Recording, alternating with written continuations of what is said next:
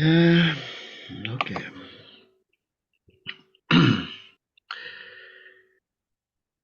Good morning, welcome everyone. I will say something about EUI, European Union of Yoga. It has been founded in 1971 by Gerard Blitz and André van Liesbeth. At that time, representatives of the National Federation met in Switzerland to establish the European Union of Yoga Federation, which later became the European Yoga Union. And today, the European Yoga Union consists of 22 national federations across 14 countries in Europe. The EUI sets the standards for yoga teacher training courses in Europe. The EUI recognizes courses that consist of a minimum of 500 hours of training spread over 4 years or more. Every year, the EUI organizes an international yoga congress in Switzerland, in Zinal. And this year, the congress will take place from 23 to 28 August. And the theme this year is Prana, the force of life. Currently, the EOI is launching a series of free online events around 3 themes. Prana is the first theme, the second is Tumo, and the third, Yoga and Social Responsibility. And lectures, workshops and meditations are given by yoga teachers from the various member federations of the EOI. And our guest today is Peter Van Lierde. He was trained in yoga and Vedanta in ashrams belonging to the Divine Life Society, founded by Swami Shivananda of Rishikesh. Peter stayed in Shivananda ashrams in India and also in the United States. The ashram of Swami Satchidananda, a disciple of Swami Shivananda. And it was Swami Satchidananda who gave the spiritual name Krishna to Peter. Peter studied scriptures with Swami Krishnananda, also a disciple of Swami Shivananda, Swami Brahmananda, and Swami Chidananda. He remained associated with the Divine Life Society, which has also a branch in Belgium, in Aalst. And Peter is actually the president of that branch in Aalst. He was always active in charitable organizations, such as a non-profit organization called Kurukshetre. Kurukshetre is active in the north of India. He teaches the Upanishads in training schools for yoga teachers and is a talented bhajan musician. And he was the delegate of the Flemish Yoga Federation at the Zinal Congress in 2023. So past year. The theme today is yoga and social responsibility, and it's better to grant the floor to Peter to explain his vision on the theme yoga and social responsibility. Hello, everybody. I must thank the European Yoga Federation to put it on the agenda, because I think it's a very important part, which is very often overlooked and doesn't get a lot of attention, and sometimes is seen as something on the side of yoga, something you see in addition to yoga, and something you do in your free time besides yoga.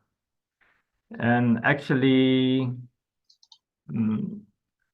we had a speaker here, Ron van der Poos from Holland, who said it's actually yoga and social responsibility. There's no difference. It should be automatically be included. It's very much part of yoga.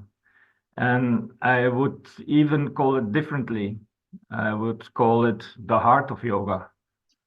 And we will see why we have this vision from Divine Life Society, and that there's no separation between yoga and inner spiritual development and social responsibility. You cannot divide all those things. And so I'm very happy that Luke has the picture of the Shivananda ashram behind him. So it's, but I wanted to say something about it. I don't know if some of you have been to Rishikesh and to the Divine Life Society. The ashram is a bit up on the hill, and there's some stairs you have to climb to come at the temple, which you can see behind Luke, and the library and the Shivananda hall where the satsangs are. And there are about 108 stairs. Of course, it's 108. And so it takes a little bit time to climb up the stairs. And if you come on the top stair, you can see the pillar on Luke's left. And this pillar on the bottom they have put the synthesis of Swami Shivananda's teachings. Swami Shivananda was a very learned man. He was a doctor, and he wrote 300 something books, and he knew all the scriptures, and all of his insight, all of his wisdom, all of his knowledge, he put together in 6 words. This was his teachings for his disciples and for the people who wanted to follow the path he had, which was his vision, which was his whole life. So his whole life is put in these 6 words, and his whole life and his whole teachings are put in the 6 words. And these 6 words are also his instructions for the spiritual path and people who want to go on the path of yoga in his vision. And I think it's a universal vision. It's not only his vision. Look, if you come to enlarging it again, then yes, because you can see on this side, if you can read it, it's be good, do good. And on the other side, which is not, you can't see, the first words are serve, love, give, and then comes purify, meditate, realize.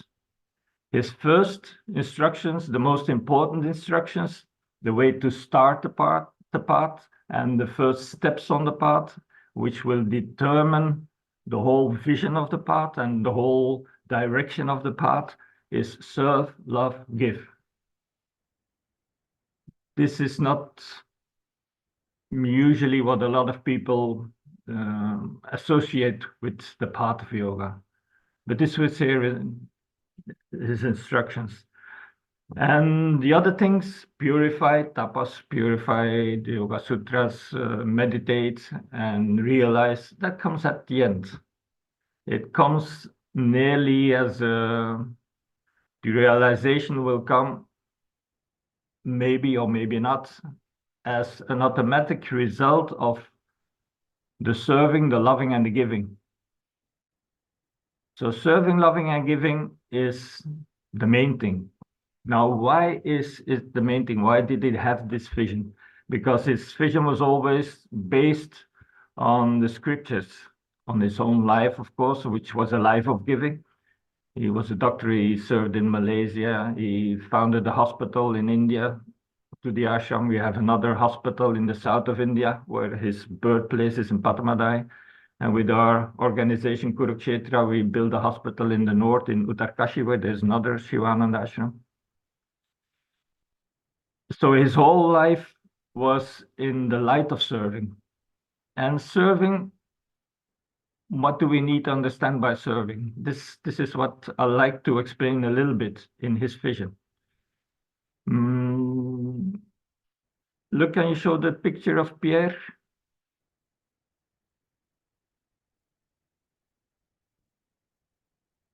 In the late 60s, early 70s, there was a man from France who came with the hippie trails, and he ended up in India.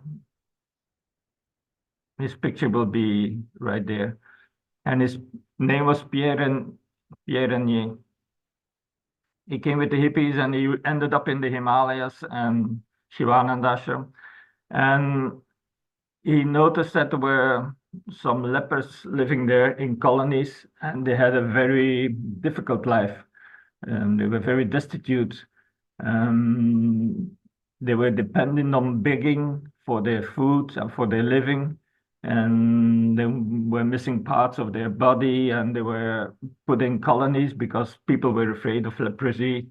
And so they were locked away in kind of ghettos, and it was a very miserable life. And he felt something for these people. He thought, this is not human. This is not the way a human life should be. So what he started to do is he wanted to give them a human life, a worthy life, a righteous life. And he bought some old handlooms, weaving handlooms. And he started with a couple of handlooms, and he learned the lepers how to weave tissues and how to color them and how to make patterns with whatever possibilities they had and whatever they could do. And we visited the colonies several times. There was a couple of hundred people living there, and they were all yarning the wool, and they were all spinning, and they were all weaving. There were a lot of handlooms there, and there was always this sound. I don't know whether you know the sound of a handloom is tick, tick, tick, tick as the weaving goes on, as the warp and the woof are being woven together. The threads are being woven together, and the wood touches the wood and then goes up and down. So and all these woolen and cotton pieces were hanging from the roof, drying and coloring when going on. It was a very colorful thing. And it was also a very artistical thing. It was because I had to design the patterns, how to weave the patterns, and how to color them, and how to make something beautiful. So he learned them to be a full human, to be useful, to create something, to make something beautiful out of a basic thing, a thread and wool. And so they could sell their tissues and their whatever they were weaving, they could sell, and we bought a lot of them in Belgium, and then we sold them again. We sent the money back to India, and this is how they survived. And a lot of those people are still there now. They're old, they're pensioned off, and they're no longer in ghettos because there's leprosy has developed a lot, and there's a lot of ways to help the lepers. So the disease is on its way out in India. But this is what this man did. He lived there all his life, and he died there a couple of years ago. And he's still remembered fondly by the lepers and by their children. And this was his life dedication. His life dedication was giving a life to other people, giving a worthy life, a life full of dignity, of being a real human. And I want to go on that because it's a beautiful picture. They did the weaving actually, but there's a story behind the weaving. There's another picture of, look, the next picture. Yes, there was another person who was very fond of weaving, and who thought weaving as skill, as an art, should be practiced in a lot of homes in India. And he called it weaving a nation. And Gandhi himself was a weaver. So this weaving was important for him as a way of being creative, as a symbol, and as an inner exercise. Now, the question is, what are they weaving? Why is weaving something important? And I want to go to the next picture, which some of you might have seen before. The weaving is seen as a universal thing. In this picture, we see the whole universe. We see the whole creation.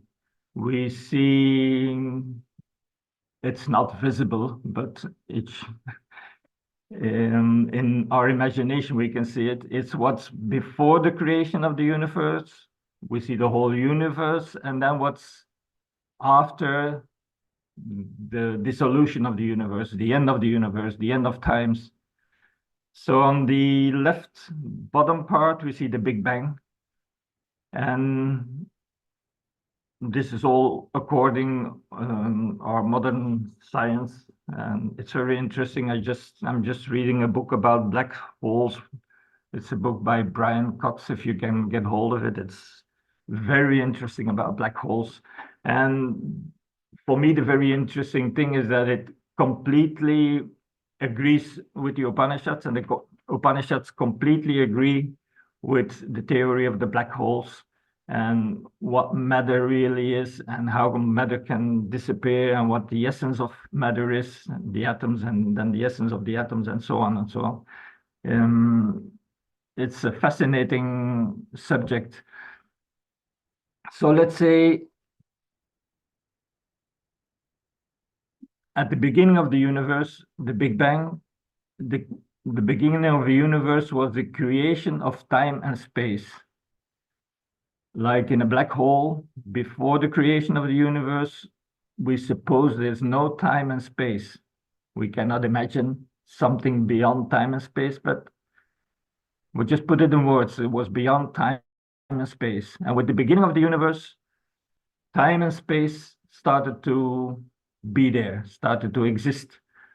And the beginning of the universe is the Big Bang. And that's the first millimeter and the first part of the second. And then time starts. Now we're 13.8 billion years on, somewhere like that in creation of the universe, and it will go on and on and on. And then scientists think that at the end of time, which is called pralaya in Sanskrit, at the end of time, the universe will come together again, will shrink, all the matter will sink and be concentrated and disappear again into a black hole or whatever it is. And then maybe some other universe will appear out of a wormhole on another place or another time. So, but this is our universe. And the time is a thread going on, and the space is the other thread. So the Upanishads tell us that the universe is woven between time and space, like warp and woof, like the two threads which we are weaving with a hand loom, like the threads we are weaving to create a tissue or to create a carpet or a piece of cloth. Let's go back to the other one. Look, not yet. Yes, okay. So this whole universe is a creation and a weaving together of time and space. And time and space is permeating everything. Everything which has happened, which is happening now, which will happen in the future, is woven into this time and space continuum, as Einstein called it. And everything comes out of this creation of the Big Bang. Everything is, in essence, wherever that Big Bang came out, the essence, the primal seed of everything. if you see a tree, it has branches and has a lot of leaves, and it has fruits and all different things. But this whole appearance of a tree comes out of one small seed, which is just a plain thing, apparently. So this universe comes out of one seed, and then it comes in myriad names and forms, and it still develops. And with every thought we have, there might be a new form or a new name, and we make up names for new things, and so on and on. So this is the diversity of the universe, which comes out of just one seed out of the Big Bang. So all these names and forms are always connected with this one essence, which is the essence of their being, the essence of everything which exists. And all the other things which we see, which we touch, which we perceive, which we think, which we breathe, it's all a projection of that one basic thing. And all this is woven into time and space in the universe. And we are somewhere, I don't know where in this picture, we are woven as Earth, because the Earth didn't always exist and the sun didn't always shine, and the human beings weren't always there. There was life has evolved, and there was the animal kingdom and the flora and the fauna and things like that. So everything is evolving and moving. We are somewhere as Earth, as mankind, as an individual. We are somewhere in this universe at a certain point in time and at a certain space. So this whole universe is woven together, just as we, as a human and as mankind, are all woven together in time and space. And everything is always connected with each other and with whatever there is at this time, at this space, and at any time, any space. Because it's all the same seed, it's all the same consciousness where it is, which is the source of everything. And this consciousness is permeating, is the essence of whatever there is. And whatever there is not only material, it's also psychological. It's the outer world, it's the inner world, and it's the causal world. So this is something we need to become conscious of, because this means that everything is connected. It's like the ocean. It's like a spider web, if you want to. It's like a piece of cloth. And the weaving together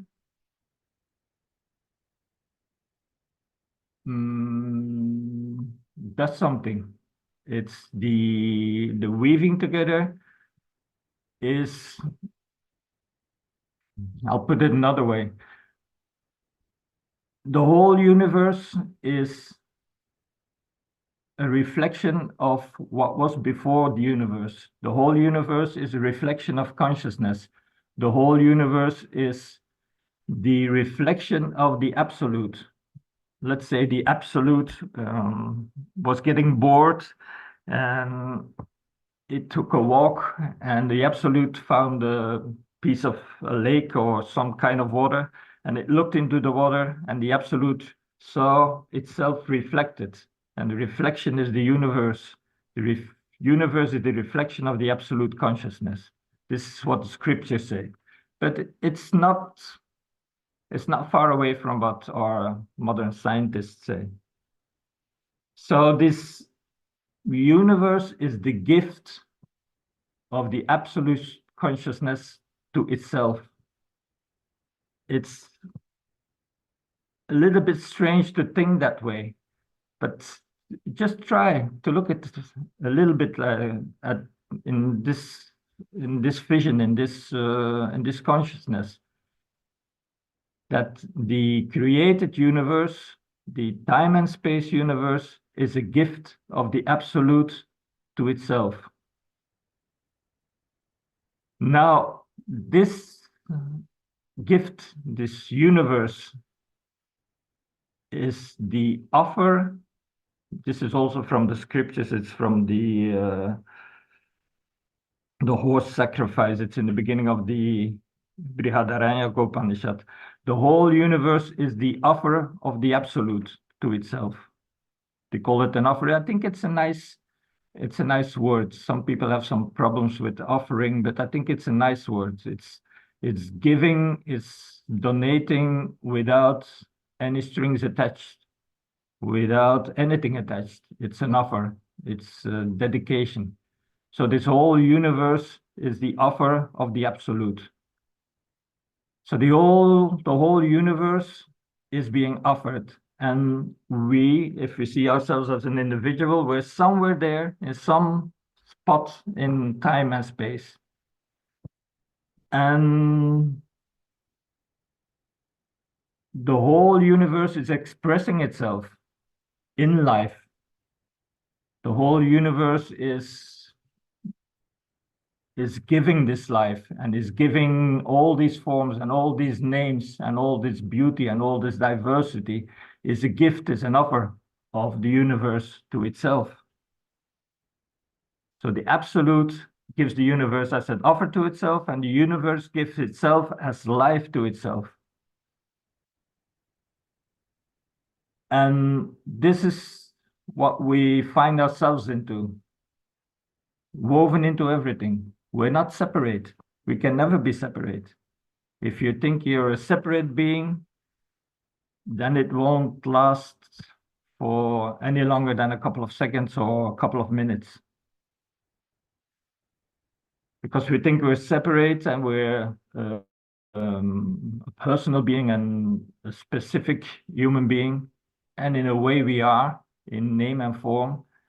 But if you think you're separate, you can close your eyes and think that the world is not there.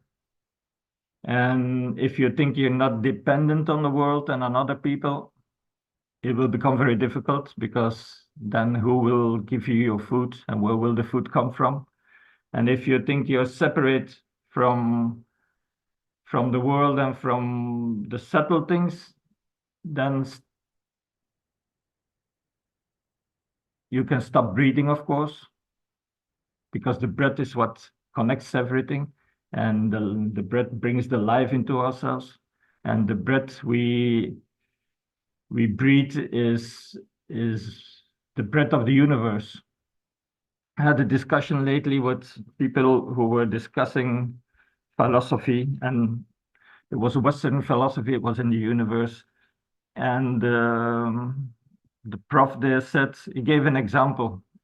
He said, my whole philosophy and what we teach here in the universe comes down to one thing. So I asked you, what is the one thing? And the answer was, when I breathe, it's not I who breathe, it's the universe which is breathing in me. It's the universe breathing through me. And this was Western philosophy. I mean, it could have come straight from the Vedas and from the Upanishads, because it's exactly the same. It's not we who are breathing, it's the universe which is breathing in through us and in us.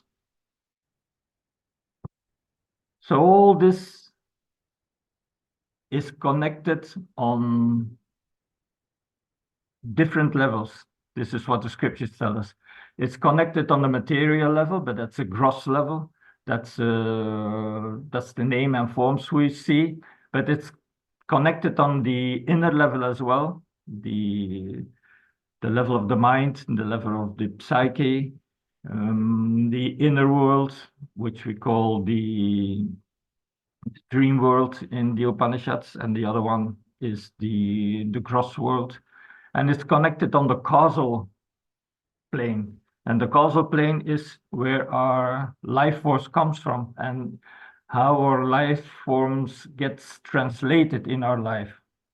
So on all these levels, everything is connected, which means that whatever we do at any time has its repercussions, is connected with the whole web, is with the whole weaving of time and space.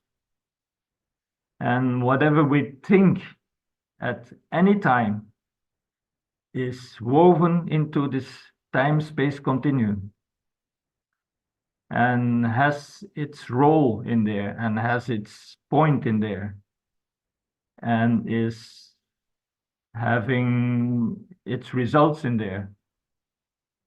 It's like if you have a spider web and you touch one of those little strings, the whole web starts vibrating.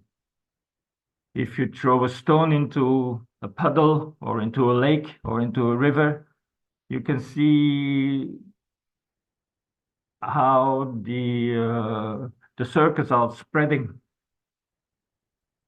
And this is what's happening with this whole time-space continuum with us in it. So everything we do, everything we think is woven into that. Now, this is whole universe and us in there. This is the field of action. This is Dharmakshetre. It's the field of eternal Dharma, the eternal law or the eternal structure or the eternal harmony of the universe. This is Dharmakshetre, and our part, this is it's the field of action and the field of Dharma, and our part in this is to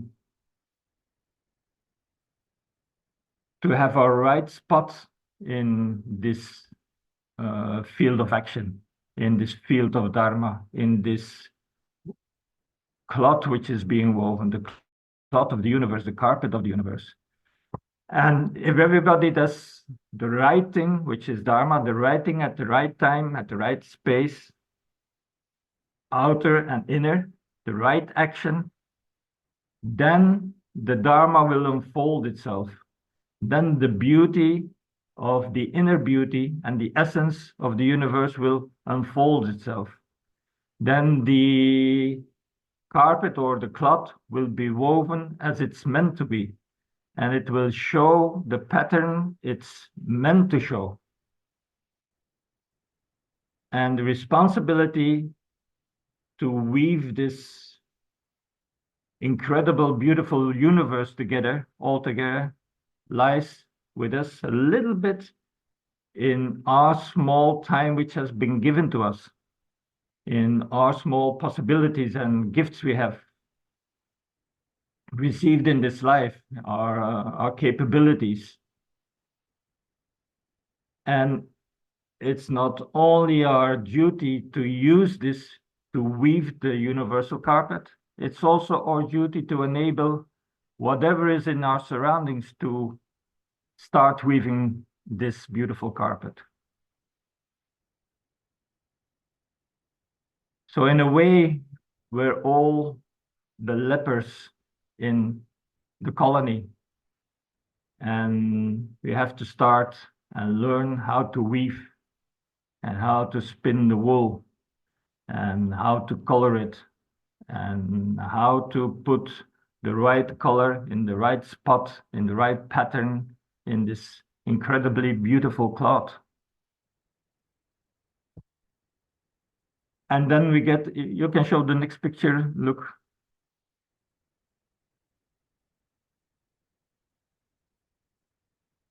Then we get a beautiful carpet. And then we're weaving this incredible pattern into the carpet from all these strings and all these things we don't even understand, but we have to play our little role in there. And then we get this beautiful, beautiful piece all together. And the Upanishads, they tell us at the end of time, this piece of cloth will be rolled up. It's literally in the Upanishads, and it will be put into the cupboard for the next time. It's nice. It's a nice view of the beauty which life could be, of the beauty which the universe could be, of the dharma, the eternal dharma of this universe. And then when everybody has played its role and we had a lot of fun and we acted well, and there's a beautiful piece we put on the stage and we all laugh and we're all happy, then the lights go out and the carpet is rolled and put into the cupboard. Because the Upanishads and the Vedas always think transcendental. It's very much down to earth, like in the Gita. It's very much down to earth, but it's also transcendental. It's never fixed on one level. It's always on all levels. Now let us look at a little bit at the verses which are in the Upanishads and in the scriptures. Some of you might know this first verse because I use it a lot, and it gives the essence of the Upanishads and of the Vedas.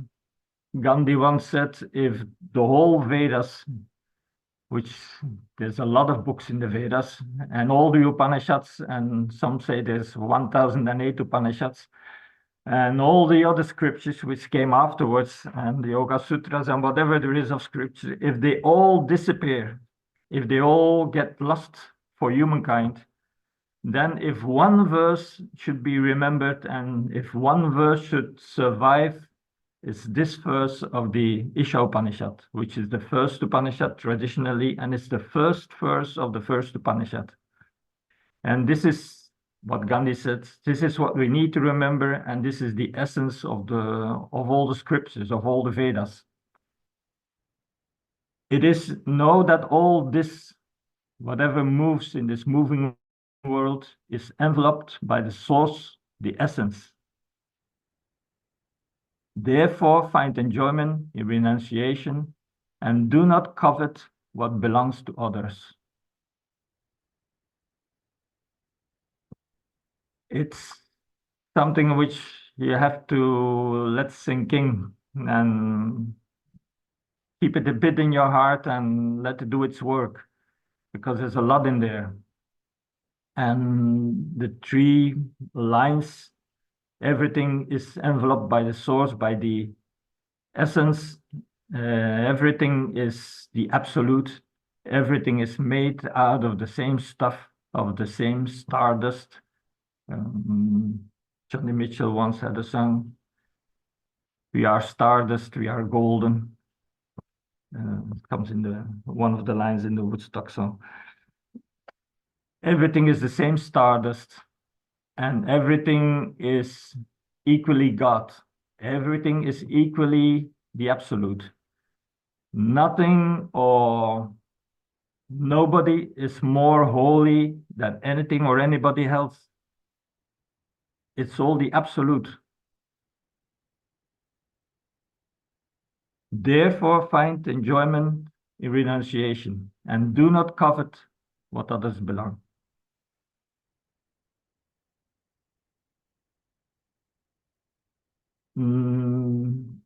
Not possessing is freedom. Possessing is bondage. There's some beautiful verses in the Upanishads about bondage and liberation. And there's a famous one in the Amritabindu Upanishad. It says, the mind, our mind, is the cause of both bondage and liberation. We get bonded in our life by the mind, and we get liberated by the mind. And what is the difference between bondage and liberation by the mind? It's the association with me and mine, which causes bondage, and is the absence of associations with me and mine, which causes liberation. This verse is exactly the same. Do not covet what belongs to others. find enjoyment in renunciation. Become a full human in the full universe, a universal being, not a personal being. There's one verse in the Gita, there's many verses in the Gita, but I picked one. I am the self seated in the hearts of all beings, which says the same, actually. The Gita and the Upanishads say exactly the same things. They bring the same teachings, they bring the same essence in different words and in different viewpoints. And then there's a second verse of the Isha Upanishad, which is the conclusion of the first verse. And it says, if you have this consciousness that everything is the absolute, that everything is the same stardust, if you have this consciousness, you should act your whole life. 100 years is written here because they think in different ashramas and different stages of life. You should wish to live 100 years, always acting in this consciousness, in the consciousness of union, and not in the consciousness of diversity. You should always see the union. Actually, yoga is union. Literally, it's to yoke, it's union, it's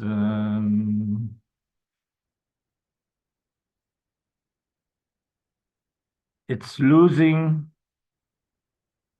the separation, which is another way of putting it.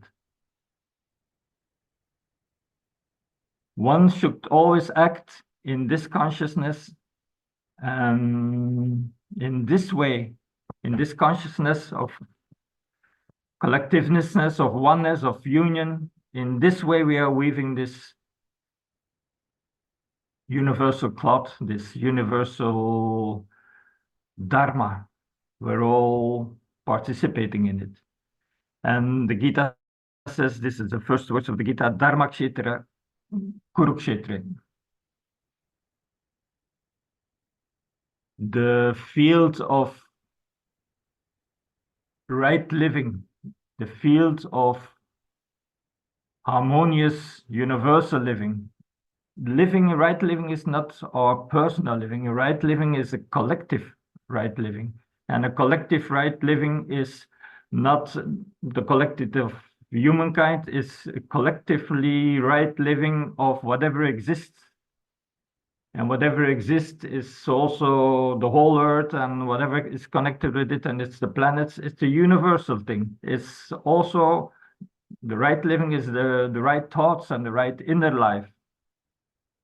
That is Dharmakshetre. It's a whole weaving together. Dharmakshetra, kurukshetra. This is the field of action. In this field, we have to contribute. In this field, we have to do the right thing.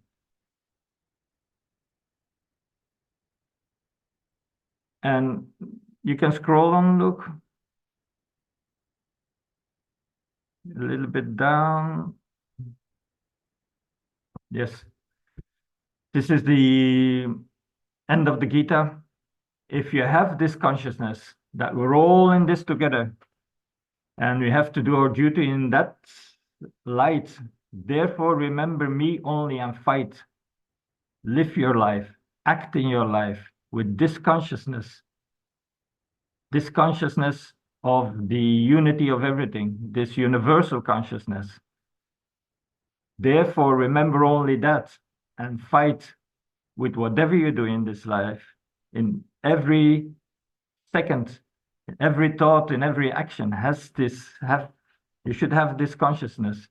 With this in your heart, this consciousness out of your heart. And then what happens if you do this? Then we're weaving the carpet and we're weaving this pattern.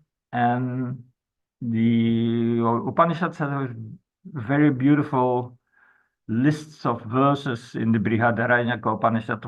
Is what happens then. Then this mankind is like honey for all beings. And all beings are like honey for this mankind. It's a wonderful way of putting this. There's more verses. They call it the honey chapter or the madhu chapter. This mankind at that point, if you act like this, is like honey for all beings. And all beings are like honey for this mankind.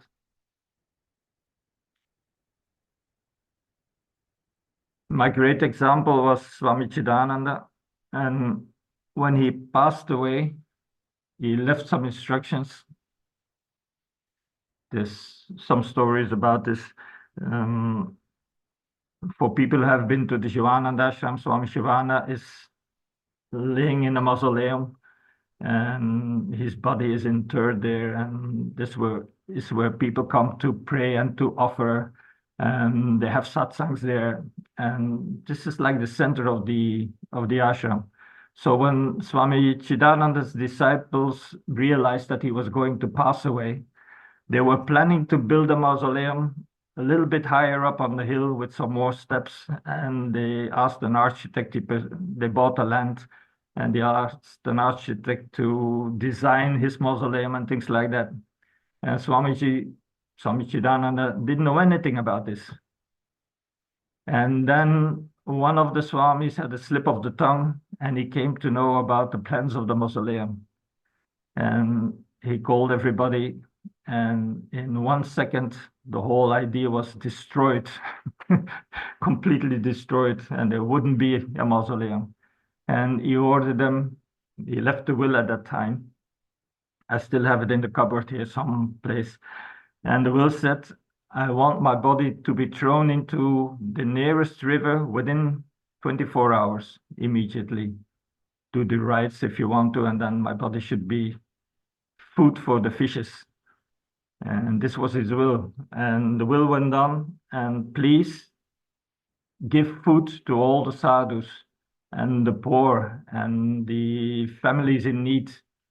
Please provide food. And then there was another line, and please provide food and offerings for all the animals, the cows and the dogs, the stray dogs on the streets and things like that. And then there was another line with an exclamation mark at the end, and please don't forget the insects. So this is how his mind worked. He wanted to be like honey for the whole surroundings, for the whole universe. And this is what he wanted us to be in our life and in our actions, to be like honey for all mankind, to be like honey for each other. I know it's difficult, and sometimes it's a struggle, and there's a lot of trouble on the way sometimes, but this is the idea. This is the ideal of a human life living. Those who like to have these verses, the honey verses, they can send an email also to look or whatever, and then I'll send them to you, where they are in one of the Upanishads. He who sees me everywhere and sees everything in me, he never becomes separated from me, nor do I become separated from him. It all says the same, it's the same message. This comes from the Gita. And in the Chandogya Upanishad, we have this beautiful line, the whole life is a sacrifice. And actually, the whole life is a sacrifice, but the whole universe is a sacrifice. The Vedas, the 4 Vedas, they have one basic line, and they have one basic subject, the 4 Vedas. And the subject is the offer. It's not about enlightenment. It's not about meditation. It's the offer. The offer of one and all to weave this carpet, to weave this cloth, and being honey for all. It's the offer. It's the continuous offer of everything, one and all and everything. This is the basic line of all the Vedas. And we can go on to the next.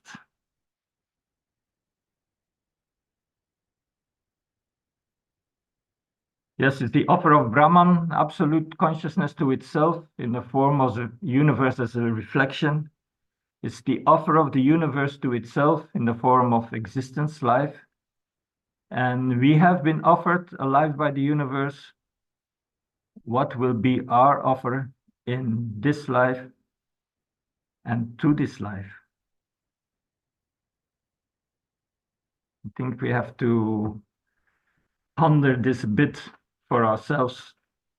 We have been given this life. What will we give to this life? Luke, can you still go on? I made a short overview. The offer, the sacrifice, is to make things sacred. In English, it's really is the right word. Sacrifice is to make something sacred, and we should make everything sacred which we touch, and we should make everything sacred which we think about. That should be the fountain out of which all our expressions come. Should be the fountain, the source out of which all our desires come, to make something sacred, to make the whole life sacred, to make the whole universe sacred. This is what the Vedas are about. This is the idea of the Vedas. It's not about something personal for each and all of us. It's about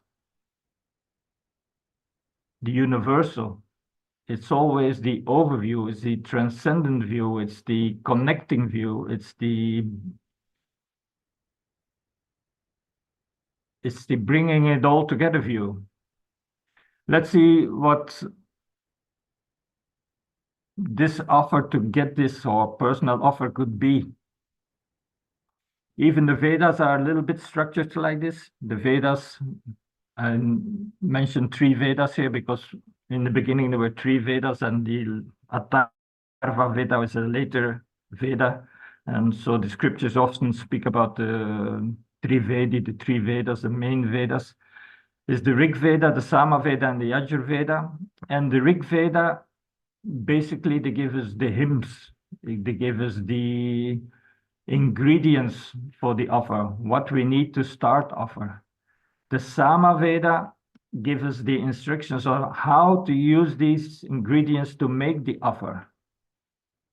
And then the Yajur Veda gives us the results of the offer, what will come out of the kind of offer we made. So we have the objects, we have the necessary action, and we have the results of this whole process of this offering, of this daily offering of whatever we do. For example, if we need food in this life and we need a farmer, and the farmer needs fields and seeds and seasons. These are the ingredients. And then there's the sacrifice of his life, his action. It's sowing, it's moisturing, it's care, and then it's reaping the harvest. And the harvest is the result. So we have the ingredients and then the action and the result. Krishna has a bamboo flute, and the flute is an empty piece of wood with some holes in there. It's very basic. There's nothing in there, but he puts his life force and his heart and his prana, he puts it in there, and then enchanting music comes out of it. Out of nothing comes enchanting music, comes honey. The honey comes out of the flute of Krishna. It's honey for life itself. Nachiketas, I don't know how, but do you know Nachiketas? It's another figure out of the Upanishads, out of the Katha Upanishad. It's very famous in India, and it's very loved. And Nachiketas has a father who makes offerings, but the offerings are not worthy. He's offering old cows, which they no longer give milk, so they're not worthy of offering. But this is what his father says, I don't need them anymore, so I will give this offering. But it's not a worthy offer. So Nachiketas, as a son, says you have to make your offer worthy. It needs to be an offer which is worthy of giving to the universe, to the mankind. And then he offers himself, Nachiketas offers himself, because he has a row with his father, and his father says, well, I will offer you then. And Nachiketas gives himself as an offer, and he has to go to the god of death, to Yama, and they have conversations. It's pretty nice to read if you have conversations with death about life and death and what is important and not important. And Nachiketas has to offer 3 times. He has to give 3 sacrifices, and then this is the worthy offer. Then Nachiketas becomes from mortal individual, he becomes an immortal universal being. He has to offer his 3 times his material form, his psychological form, and his causal form. He makes his complete offer of what he is, and he transcends the personal and becomes the universal. And he transcends the mortal and he becomes immortal by offering himself. It's a very beautiful thought, because it's our idea of being personal which keeps us from the universal. This is our imprisonment which we build ourselves. This is the line which keeps us from passing from personal to universal. This is our prison wall which we build for ourselves. And this is what we're going to have to offer to be the universal, to become a universal person. So it's a beautiful thought. This is in the Katha Upanishad. And in the Bhagavad Gita, we have Arjuna, which actually Arjuna is a person which stands for all of us. We can all be Arjuna. And Arjuna doesn't want to fight. And then he gets all these teachings by Krishna, 18 chapters long. And basically what Krishna tells him is how to act in this life. What is the skill of action? Yoga karmasu kaushalam. Yoga is skill in action. And the skill in action is to use your capabilities, to use your heart, to use your insight, whatever there is in you, whatever you've been given as a gift, to use all that to do the right thing at the right place. And Arjuna's skill is archery. He's a master in archery. And in the beginning of the Gita, he throws down his bow. And at the end of the Gita, Krishna tells him, I have been teaching all this to you for a long time, for 18 chapters. Now pick up your bow. You've learned everything. You know how to behave in action. You know how to behave in the fight. Pick up your bow and fight. And then you have the result. Then there's justice. Then there's righteousness. And the archery is a beautiful picture. It's one of the old arts which have been described in the Upanishads and other scriptures. The art, it's an art. The art of archery, it's a skill, is to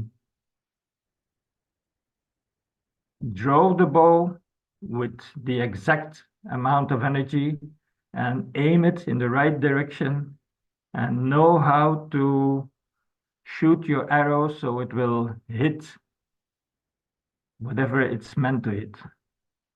So it's an art. It's skill in action.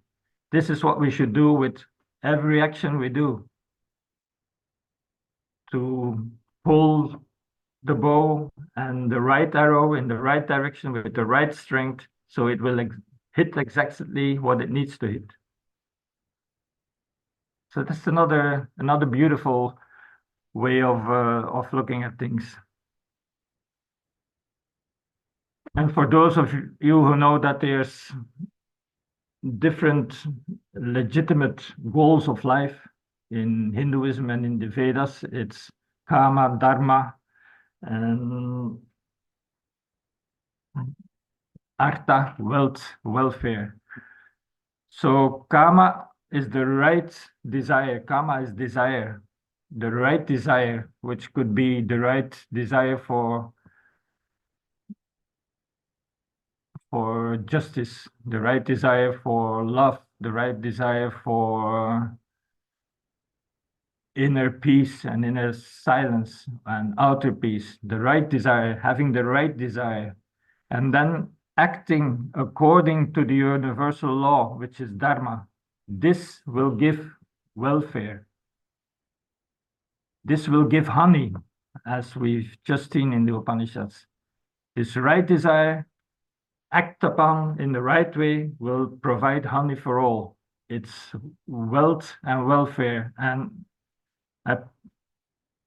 it's a little bit changed here. I have put a little separation between the we and elt, and we fair. It's the we all together in wealth and welfare. It's the same idea as making wellness out of illness. If you leave the I out of illness, then you create wellness, and it's we and it all together. So yeah, thank you, Luke. Something magic happens just now. We have wealth and welfare. Oh, we've been going on for quite a while. So I'd like to read two pieces of text and then we conclude. This is from Swami Chidananda. This is the successor of Swami Shivananda, and the other one, the secretary, was Swami Krishnananda. We have a small piece of text from both of them.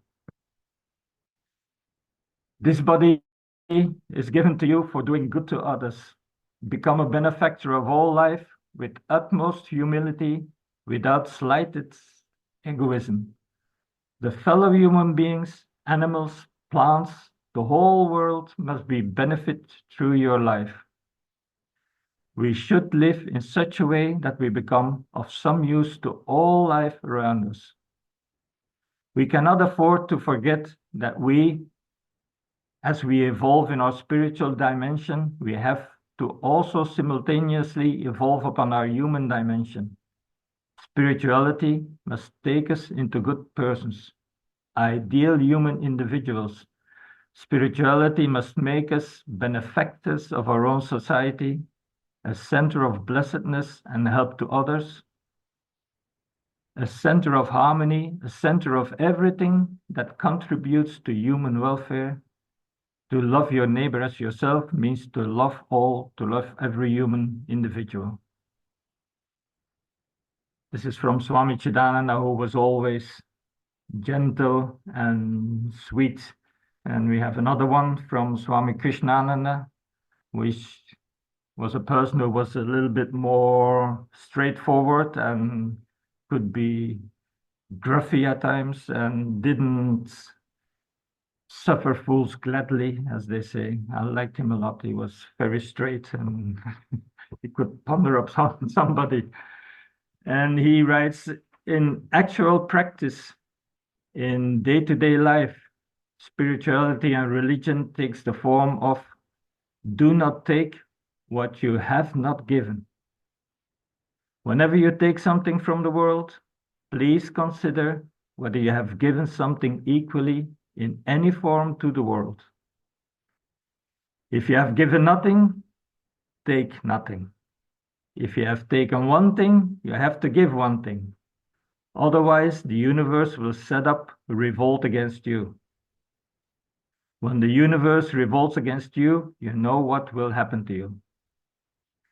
Always regard the universe as something, you always regard the universe as something outside of you, but you are part of it. Know this and act accordingly. Then the universe will sustain you. Religion and yoga is this conscious attitude of yours towards the universe. philosophically, and in principle. And in practice, it is following the instruction, do not take more than what you give. Do not exploit, but cooperate. Feel that you belong to the universe, which is your family. See, this is completely in line with the serve, love, give, purify, meditate, realize. There's one more text to conclude. And it's the prayer of Saint Francis, because Swami Chidananda went to a Catholic school in the south of India, and his favorite saint was not an Indian saint, it was an Italian saint, it was Saint Francis, and he went to Assisi several times to see where Saint Francis lived and where he was buried in the cathedral in Assisi. And this is the prayer of Saint Francis. I think you, or most of you, must know this. Lord, make me an instrument of your peace. Where there is hatred, let me sow love. Where there is injury, pardon. Where there is discord, unity. Where there is doubt, faith. Where there is error, truth. Where there is despair, hope. Where there is sadness, joy. Where there is darkness, light. O Divine Master, grant that I may not so much seek to be consoled as to console, to be understood as to understand, to be loved as to love. For it is in giving that we receive, it is in pardoning that we are pardoned, it is in dying that we are born to eternal life.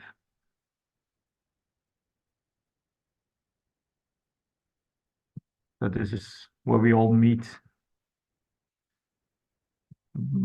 Thank you very much for enduring this lecture and this talking. I don't know whether there's any questions.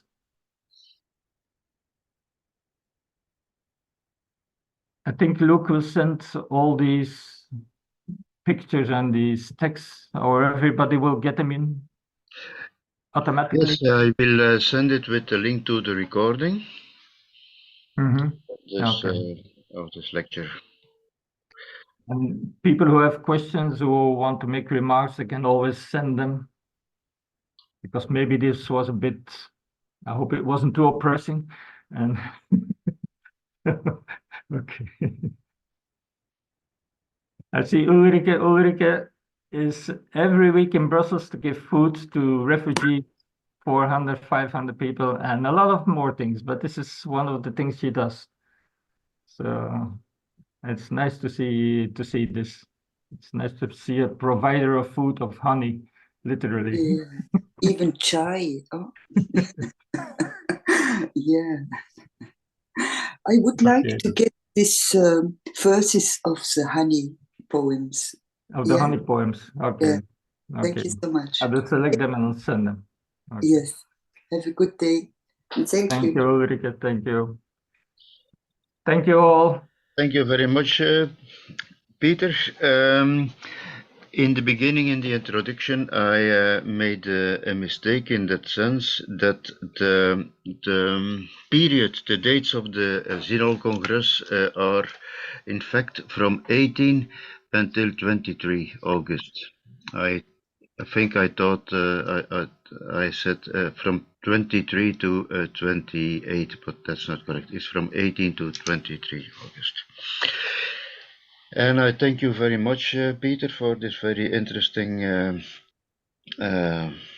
morning. I will send your presentation. I will mention, if you agree, also your mail address. So if people have other questions, they can direct themselves directly to you. Okay, no problem. With pleasure. Okay, thank you all. Bye-bye. Ciao. And thank you, Luke. Thank you very much. With pleasure. Really, good work. Have a good day. Enjoy your day. Honey for the day.